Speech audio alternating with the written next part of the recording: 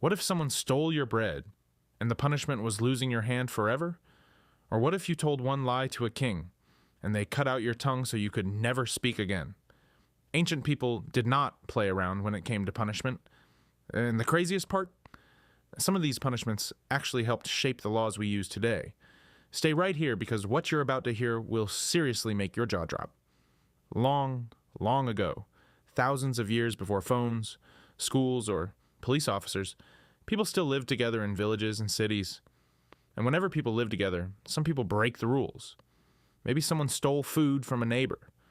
Maybe someone got into a fight and hurt another person. Maybe someone cheated a trader in the market. Leaders and kings needed a way to stop bad behavior, and they needed to stop it fast. Back then, there were no jails or prison cells like we have today. So punishments had to be quick, public, and very painful. They wanted everyone watching to think twice and say to themselves, yeah, I am definitely not doing that. The goal was simple. Scare people enough so that nobody dared to break the rules. And honestly, it worked, at least most of the time. But here's the thing, nobody talks about one ancient king wrote down his punishments on a giant stone pillar for the whole city to see. No excuses. No saying, I didn't know the rules, and what he wrote still exists today. Let's get into it. One of the oldest rule books ever found came from a place called Mesopotamia, which is modern-day Iraq. A king named Hammurabi carved a huge list of laws onto a stone pillar around 1750 BC. That's over 3,700 years ago, before most things we know today even existed. His most famous rule? An eye for an eye. Simple, right?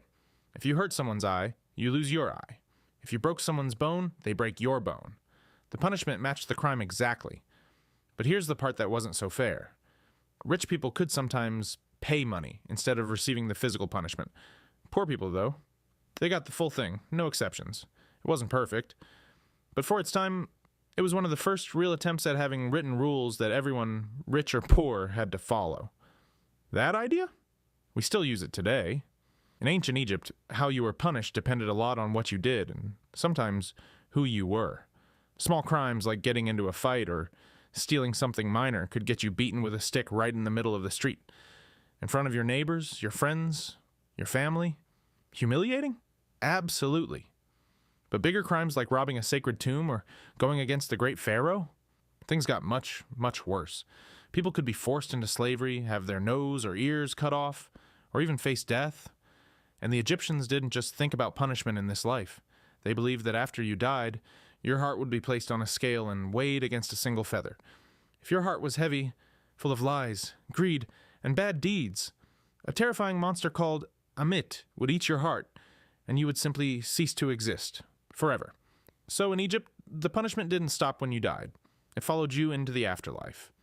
Okay, so losing your nose is bad. Getting your heart eaten by a monster is worse. But ancient Greece and Rome, they turned punishment into public entertainment, and the entire cities would show up to watch. This next part is wild. In ancient Greece, one of the most creative punishments wasn't violent at all. It was called ostracism. Citizens of the city would gather and vote on whether someone had become too dangerous or too powerful. If enough people voted against you, you were completely banished from the city for 10 years. No violence, no blood. Just total rejection. You had to walk away from your home, your family, and your entire life. Ancient Rome, on the other hand, was far less gentle. Rome used gladiator arenas, massive stadiums packed with thousands of cheering people. Criminals were sometimes thrown in to fight trained warriors or wild, hungry animals. The crowd treated it like a sporting event. It was entertainment built on fear and punishment. Rome also practiced crucifixion, one of the most feared punishments in all of history, where a person was nailed to a large wooden cross and left there as a warning to everyone passing by. It was brutal, public, and deliberately meant to terrify anyone thinking about breaking Roman law. In ancient China, punishment was taken very seriously and organized into a clear, structured system. They had 5 official levels of punishment, starting from mild and going all the way to deadly. The lightest punishment was a beating with a thin stick. Painful but survivable. Move up the scale and the beatings got harder and longer. Serious crimes could mean exile, being permanently sent away from your home, your family, and everything you ever knew, sometimes to dangerous and faraway lands. But one of the most unique punishments in ancient China was something called a facial tattoo. If you committed a crime, words describing what you did would be tattooed directly onto your face for the whole world to see. There was no hiding it. No moving to a new city and starting fresh. Your crime was written on your skin, and it followed you every single day for the rest of your life. Now, we don't do most of these things anymore, and that's a really good thing. Over hundreds and thousands of years, people slowly began to realize that being brutal didn't always stop crime. Sometimes it just created more fear, more anger, and more pain without actually fixing the problem. Today, most countries in the world focus on fairness and justice. As people get a chance to defend themselves in court, there are judges, juries, and lawyers. Prisons exist to separate dangerous people from society, not to torture them. Ancient punishments were extreme, they were scary, but they teach us one very important lesson.